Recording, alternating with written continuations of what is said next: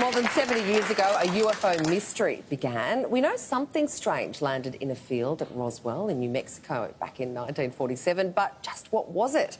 Well, American special investigator into UFOs, Donald Schmitt, has spent more than 30 years looking into the Roswell incident, and he is in Australia to chat. Let's welcome him back to Studio 10. It's nice to see you. Thank you. Great to finally be here. Thank you for joining us.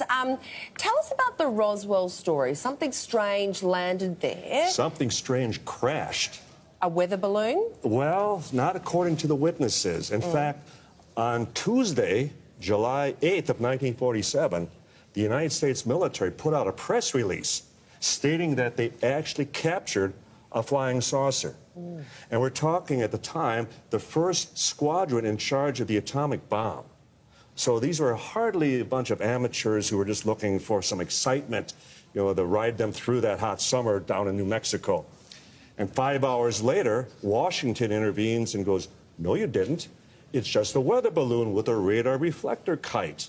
Well, the problem is, as the actual witnesses got older, they started to come forward. And they went, no, it was the first press release, which was the correct one. Why would the military put out a press release saying they had captured a flying saucer? I imagine that is the sort of thing they'd want to keep to themselves until they'd analysed it and that they would consult with the government before they said anything publicly. Because we didn't have the level of secrecy at the time. They felt they were just being honest about what had happened. And because there had been so many sightings already leading up to Roswell, and there was such a tremendous public concern and demand for what was going on. Is the government actually in control of the skies over America at that time? So with the seeking of all those answers, they came out with the truth. Wow. The last time we had you on the show was for our Conspiracy Week. Yes. So what do you say to people who say all of this talk of UFOs and extraterrestrials is just so much So much conspiracy. Yeah. Well, first of all, we always have to ask, where did the very term conspiracy nut come from? Well, it came from the CIA. Really? It was the way they even attempted to discredit a lot of whistleblowers early on and shortly after Roswell, after President Truman had signed the National Security Act, allowing for the first time that they could spy on Americans, anybody that had information that they shouldn't have. And as a result, I always demonstrate that Roswell was an actual event. Historically, it happened. Historically, they put out the press release that they captured a flying saucer. That's not conspiring to do anything. The conspiracy then happens thereafter in the way the government back in the States covered it up. Then that's the cover-up, not a conspiracy. And because I was a skeptic and seeking out all available witnesses, and we've interviewed over 600 people who were either directly or indirectly involved with what happened back in '47.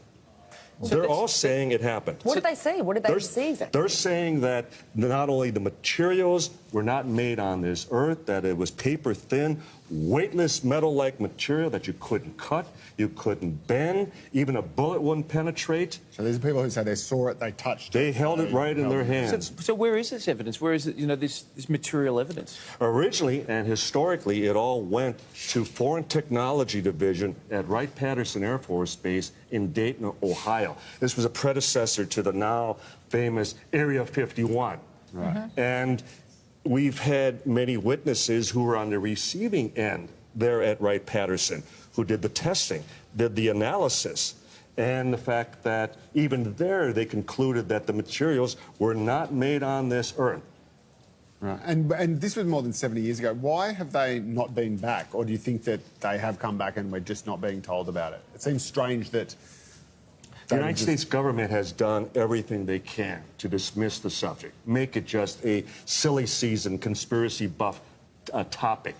And yet I could have both Presidents Bill Clinton and Jimmy Carter, the late Senator Barry Goldwater of Arizona, the late Congressman Stephen Schiff of New Mexico, the former governor of New Mexico, Bill Richardson. They could all be sitting here with us this morning, and they would all lament the fact that they could not get the truth about Roswell.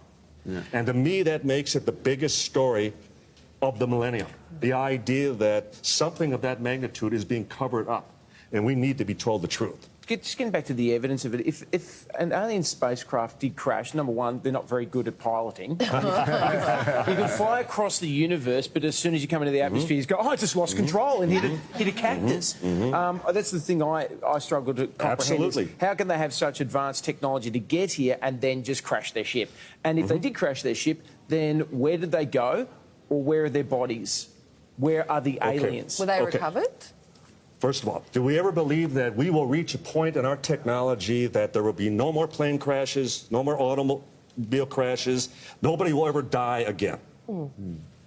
The point being, it's almost human arrogance that we think that just because someone is more technologically advanced, that makes them smarter. Not necessarily.